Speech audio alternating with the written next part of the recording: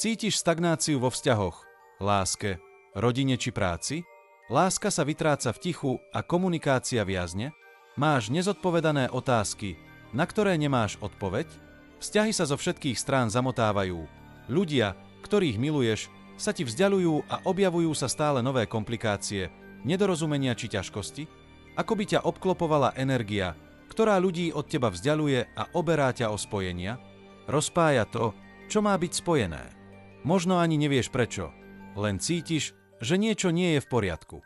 Rituál s červenou sviečkou je aktom spojenia, vytvorením mostov tam, kde to uviazlo alebo je komplikované. Vytvára nové možnosti a príležitosti na získanie toho, koho ľúbiš.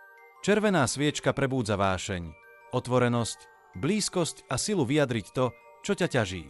Pomáha uvoľniť napätie medzi ľuďmi, uzemňuje konflikty a prináša priestor na pochopenie.